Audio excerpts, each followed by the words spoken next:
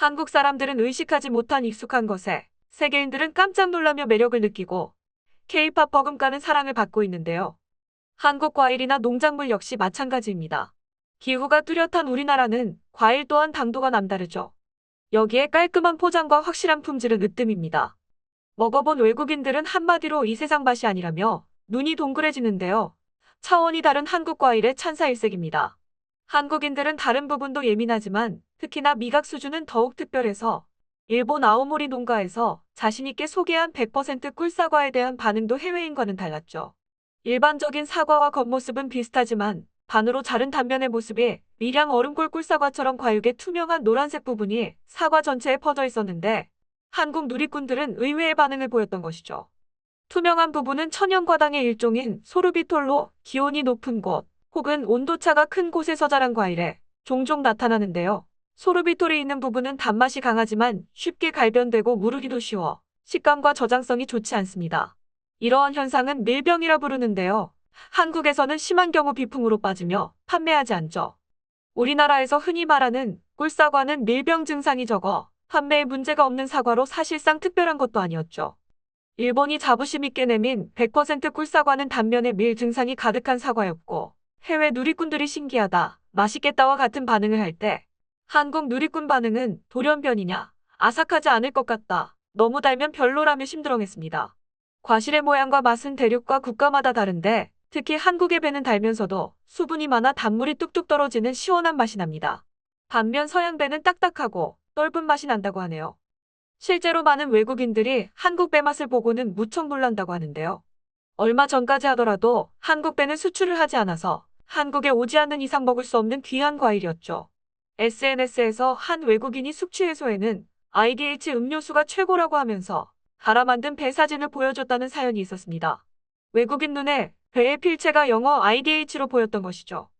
현재도 아마존에서 IDH를 입력하면 갈아 만든 배가 나오는데 남성 잡지 GQ 미국판에 소개되기도 했습니다.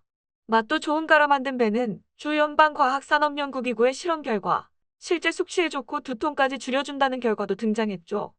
배로 만든 음료수는 1996년부터 지금까지 존재하고 있는 장수 음료수로 옛날 의서에 의하면 배는 숙취에 좋은 음식으로 독을 빼내주는 역할을 한다고 합니다. 일반인들이 갈아 만든 배에 빠졌다면 진짜 나주배에 빠진 덴마크 왕실 이야기를 해볼까요? 덴마크에서 나주배앓이를 하게 된 배경은 7년 전으로 주 덴마크 한국 대사관이 2014년에 크리스마스를 맞아 왕실의 나주배 두 알을 담은 선물 바구니를 보냈습니다. 이때 처음 맛본 덴마크 왕실 사람들은 아이 머리만한 배가 정말 맛있다며 극찬을 쏟아냈다고 하죠. 당시 대사관은 왕실뿐 아니라 총리실, 국회, 대법원과 다른 주덴마크 외교사절들에게도 배바구니를 보냈는데 역시 맛있다고 난리가 났다고 합니다.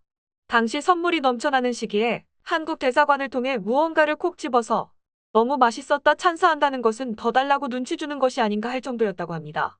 당시 대사관에서 배바구니에 함께 넣은 편지에 배 한 쌍이라는 표현을 썼는데 이에 대해서도 재치 있게 영어 운율을 맞췄다고 호평하면서 단물이 이렇게 많은 배는 처음 봤다. 아삭아삭 씹는 맛이 너무 좋다고 연락을 해온 것이죠. 단 두 알의 한국 배에 반한 덴마크 왕실은 이후 나주배를 수입하기 위해 적극적으로 나섰는데요. 나주배를 들여오기 위해 외교 라인까지 전부 동원했지만 과일은 공산품과 달리 검역 등 절차가 복잡하죠. 정부가 공식적으로 수입하지 않는다면 아무리 왕실이라 하더라도 힘이 실리지 않기 때문에 물밑 작업을 열심히 했다고 합니다. 결국 왕실에서 적극적으로 다리를 놓아 덴마크의 농업 기술을 넘겨주는 조건을 내걸고 한국 대사관과 코트라 사무소를 통해 적극적으로 대쉬해 한국 나주배를 들여오는 데 성공합니다. 정식 수입하기 전에 국민들을 대상으로 파일럿 판매를 했을 때 한쪽씩 맛보여줬는데요. 한국산 배를 처음 보는 소비자들은 서양 배에 비해 큰 사이즈에 처음 놀라고 당도가 높고 아삭아삭하다며 연거푸 맛을 보며 인해 구매해 갔다고 하죠.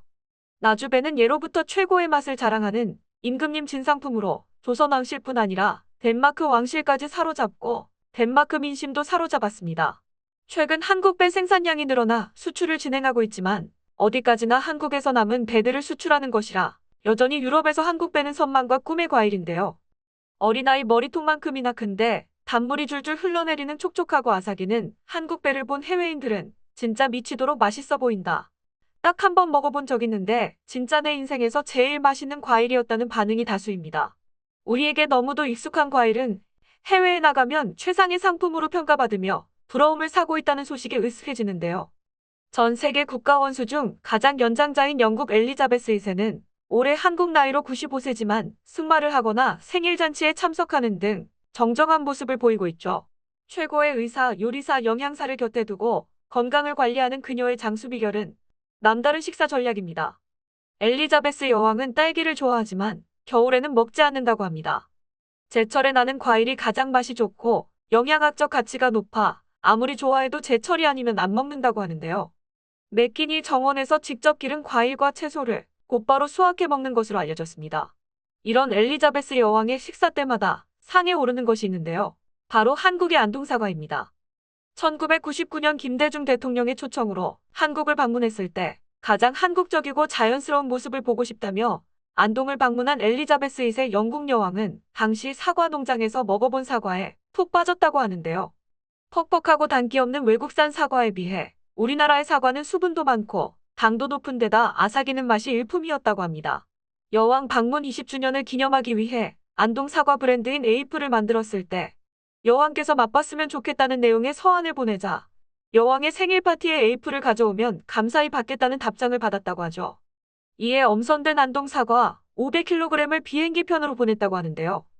사실 여왕의 차남인 앤드루 왕자가 안동을 찾았을 때 어머니를 위해 챙겨간 사과를 이미 맛봤다고 합니다. 앤드루 왕자는 안동 농협 농산물 공판장에 들러 여왕이 20년 전 심어둔 구상나무 옆에 사과나무를 식수했다고 하는데요. 한국으로 오기 전날 어머니와 함께 저녁을 먹으며 대화를 나눴을 때 여왕은 아들이 안동을 방문한다는 소식에 20년 전 하회마을에서 받은 73세 생일상이 깊이 기억난다며 보고, 듣고, 느낀 점을 보고해달라고 지시했다고 합니다. 왕자는 자신이 출국할 때 맞춰 사과를 가져갈 수 있을지 물으며 특별히 어머니께 드릴 안동 사과를 챙겨갔다고 하는데요. 특히 공판장들에서 기념식수를 마친 왕자는 이 나무에 사과가 열리면 영국으로 보내달라며 비서 명함을 건네주었다고 합니다. 앤드류 왕자가 당시 엘리자베스 여왕에게 주려고 챙겨간 사과에 주영 한국 대사를 통해 여왕이 너무 맛있게 먹었다는 답장을 했다고 하는데요. 안동농협은 이 기억을 되살려 엘리자베스 여왕 생일 파티에 보낼지 의견을 물었던 것이죠. 사실 의견을 제시하면서도 설마 답이 올까 했다고 하는데요. 이에 감사히 받겠다는 답을 받아 여왕의 생일상에 오르게 된 것이죠.